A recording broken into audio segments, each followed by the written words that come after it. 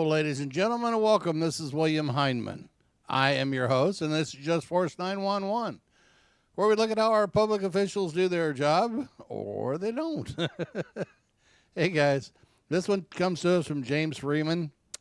James has been doing this for a long, long time. Do me a favor, go over his channel, hit his thumbs up, subscribe to him if you already done so, hit us like and share, please, and make sure you tell him I sent you guys over there. And while you're here, hit my subscription, please. We're trying to hit 4,000 subscribers by the 27th of the month. So if you can, please hit the subscribe. Thumbs up if you like the video. Leave me a comment because I read them when I have my hot chocolate and coffee. And a like and share, please. Thank you. Okay, let's get on with the video. And this is about city council members, and it's a mess. Hey, what's up, everybody? It's James Freeman, and we are back talking about Espanola, New Mexico again because the corruption and the crime from public officials in the area just doesn't ever seem to stop. So here's a recap of a bunch of the corruption that's gone on over the last few years in Espanola, New Mexico. After that, we'll catch you up with what's going on now. Tommy Rodella, the now disgraced former Rio Arriba County Sheriff, wouldn't comment on his prison sentence. Rodella will spend the next 10 years in federal lockup. In September, a jury convicted Rodella of civil rights violations and gun charges. It was early last year when a 26-year-old man pulled out in front of Tommy Rodella. The sheriff chased him down, wrestled him out of the car, handcuffed him, and held a gun to his head.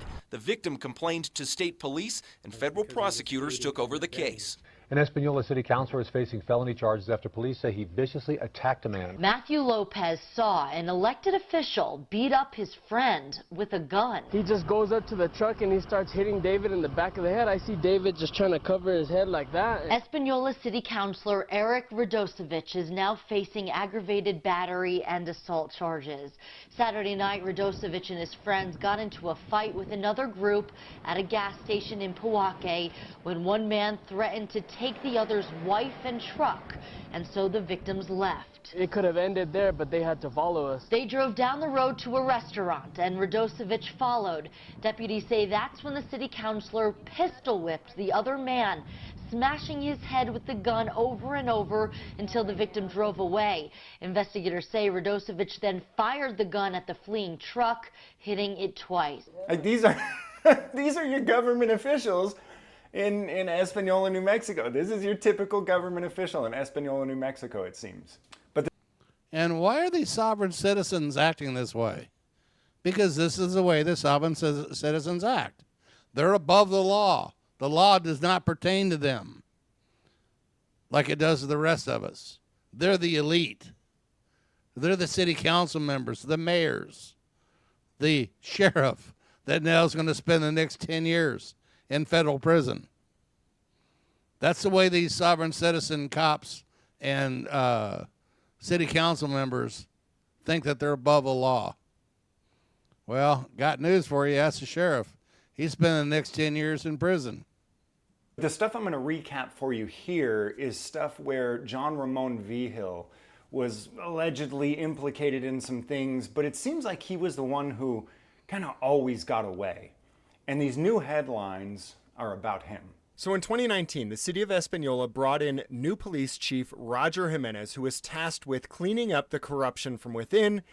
And this is exactly what he did, bringing multiple charges against his own city council members, his own government, and even his local sheriff.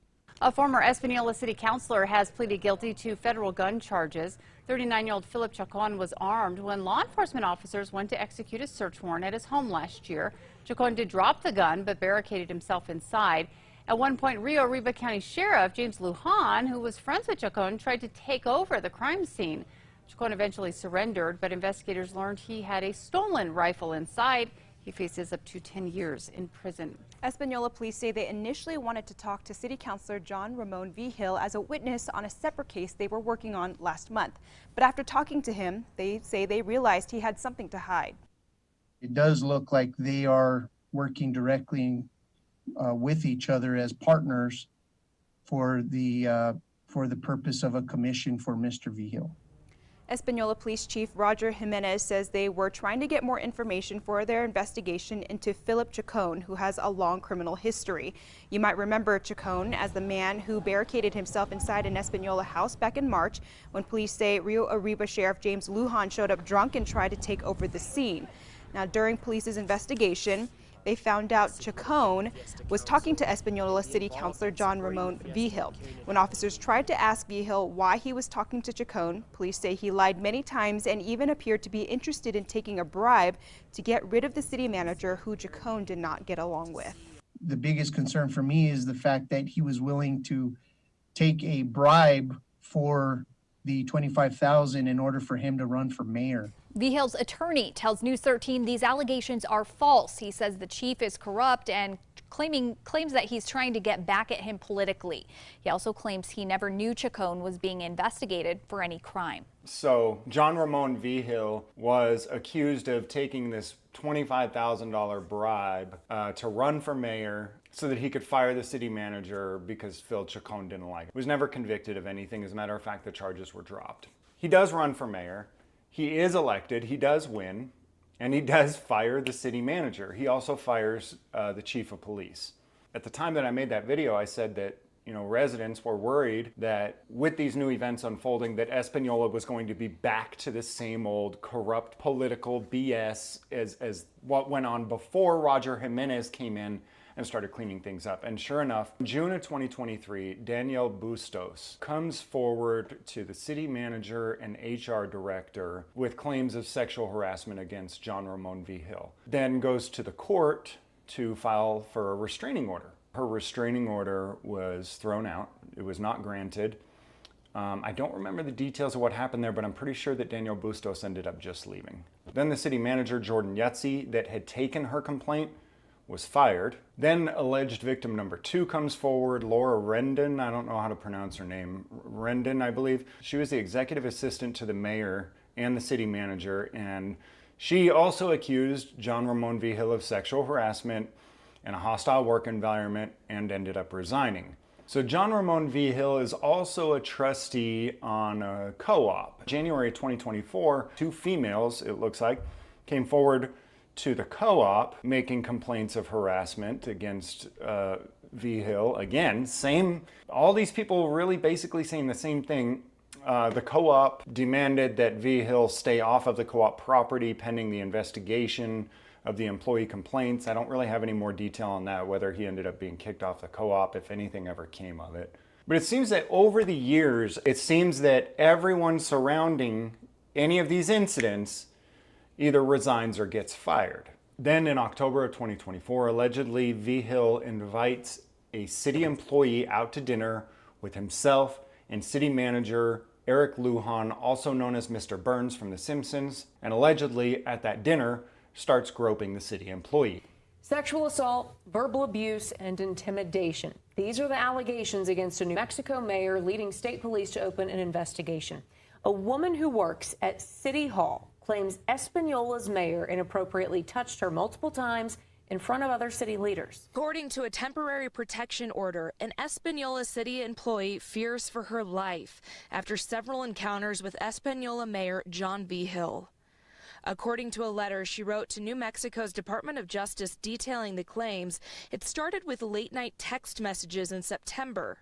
She writes, the mayor would text her saying he was buzzed and needed a drink to go to bed. He would also allegedly ask her about her personal life, saying he wanted to be supportive. Then in October, the woman writes she went to dinner with Mayor Vigil and city manager Eric Lujan, and the mayor started complimenting her, calling her a blessing and a professional asset. She writes, after the meal, Vigil slipped his hand under her dress, trying to move it up her thigh, holding onto it and squeezing it with force.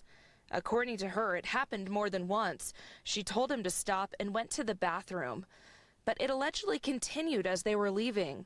She writes, Vigil was belligerent, hugging her aggressively and touching her inappropriately again. She writes, city manager Lujan told him to stop and had to get in between them.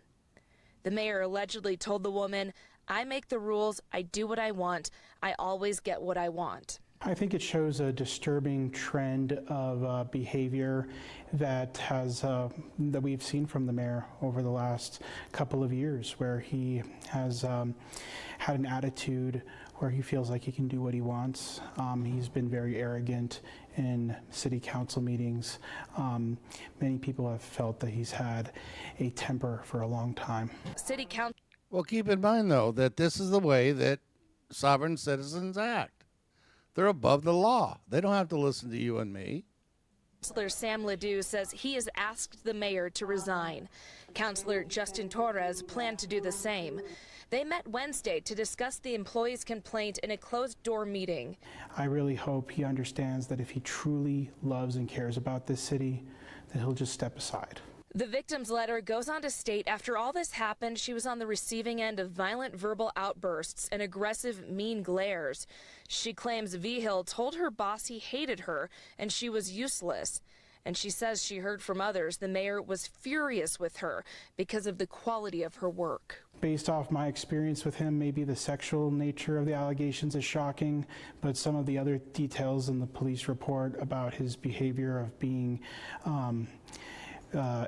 arrogant and angry and yelling at staff, that seems to align with what I've seen personally. So remember how I said that it seems that everyone surrounding allegations against Mayor John Ramon Vigil either get fired or resign? Well, apparently the city manager was present that night when this woman was allegedly sexually assaulted by Mayor John Ramon Vigil, and now he's resigned. So on May 22nd, 2025, the city manager and the mayor, between the two of them, come up with an agreement for the city manager to take a bunch of money, walk away, and shut up. And this 4-page agreement is signed by just these two individuals. And I want to point out one of the best parts of this agreement. So this is some deal made strictly by the mayor, who's accused of sexually assaulting someone in front of the city manager, and the two of them make this deal and for the city manager to take a bunch of money and walk away and shut up. Number 9 on this agreement says, should the courts or any entity with jurisdiction determine that any element or parts of this agreement is invalid, illegal, or unenforceable, that shall not invalidate the agreement. And all of the terms and all of the remaining terms shall remain in full force and effect. These two guys got together and decided, hey, Eric Lujan, I know you totally witnessed me grab this girl by the apparently you told the police that you witnessed it. Just like everybody else who's accused me, you're gonna have to go too. But here's a whole bunch of money. Between the two of us, we decided, here's a bunch of money, you get out of here, you shut up. And let's also write in this little deal that should this deal be legal, it still holds up anyways. This right here, this is a display of the arrogance of John Ramon Vigil. He genuinely, truly believes, and accurately believes, I would say, that he can do whatever he wants, because he can. He always has. He's always gotten away with it. What he told the alleged victim of this sexual assault is, he gets to do this. He always gets to do this. He always gets to get away with it. And you know what? He's not wrong. All right, guys. Well, let me know what you think in the comments. Remember, always fill in the police and your local officials, because you never know, because they're not going to tell you the truth anyway. But that way, it comes down to the video or their lying lips. And, of course, you have officers who have sat in court and say, are you going to believe me or the video? Yeah, really. Guys, have a good and wonderful day and be safe.